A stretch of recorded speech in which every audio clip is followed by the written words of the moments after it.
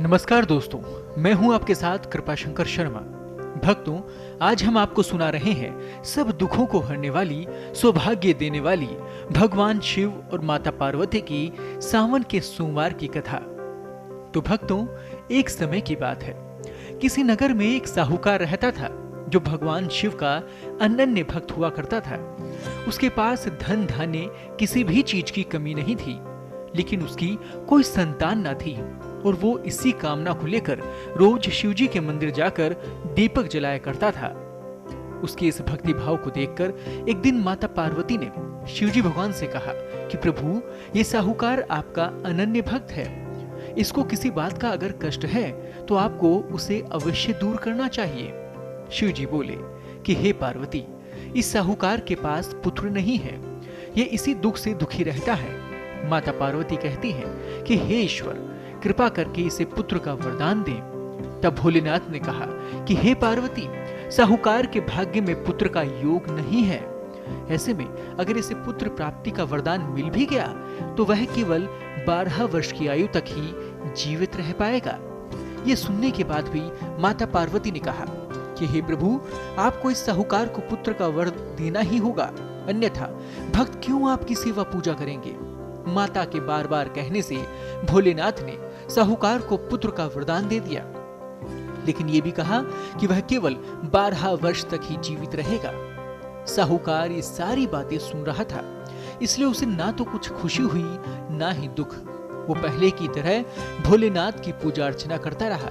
उधर सेठानी गर्भवती हो गई और 9वें महीने में उसने सुंदर बालक को जन्म दिया। परिवार में खुशी का, हर्ष का माहौल था, लेकिन साहूकार पहले की तरह ही लगातार भोलेनाथ की सेवा में लगा रहा।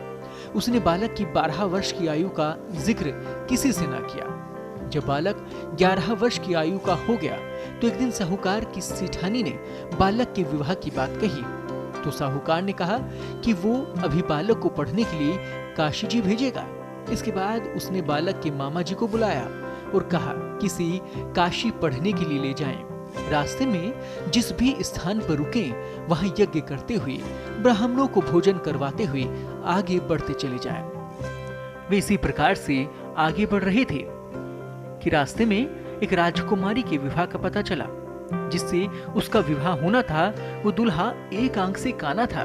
तो उसके पिता ने जब अति सुंदर साहूकार के बेटे को देखा तो उनके मन में यह आया कि क्यों ना इसे ही घोड़ी पर बिठाकर शादी के कार्य संपन्न करवा लिए जाए।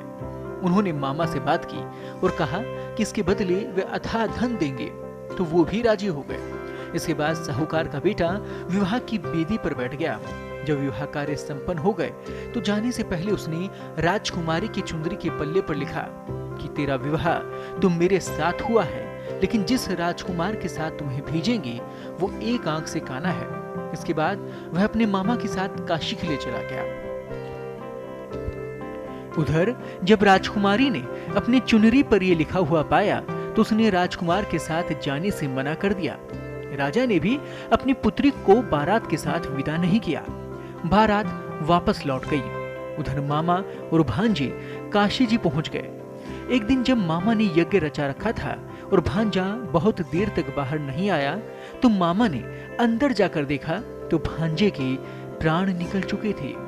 वो बेहद परेशान हुए, लेकिन सोचा कि अभी रोना पीटना मचाया तो ब्राह्मण चले जाएंगे, यज्ञ का कार्य अधूरा रह जाएगा। जब यज्ञ संपन्न हुआ तो मामा ने रोना पीटना शुरू कर दिया। उसी समय शिव पार्वती उधर से जा रहे थे तो माता पार्वती ने शिवजी से पूछा कि हे प्रभु, ये कौन रो रहा है। तभी उन्हें पता चलता है कि ये तो भोलेनाथ के आशीर्वाद से जन्मा साहूकार का पुत्र है। तब माता पार्वती कहती हैं कि हे स्वामी, इसे जीवित कर दें, अन्यथा रोते रोते इसके माता पिता के प्राण निकल जाएंगे। तब भोलेनाथ ने कहा कि हे पार्वती, इसकी आयु इतनी ही थी सो वो भोग चुका है। लेकिन मां के बार बार आग्रह करने पर भोलेनाथ ने उसे जीवन दे दिया। लड़का ओम नमः शिवाय कहते हुए उठ बैठा और मामा भांजे दोनों ही ईश्वर को धन्यवाद देकर अपनी नगरी को लौट पड़े। रास्ते में वही नगर पड़ा और राजकुमारी ने उन्हें तुरंत पहचान लिया।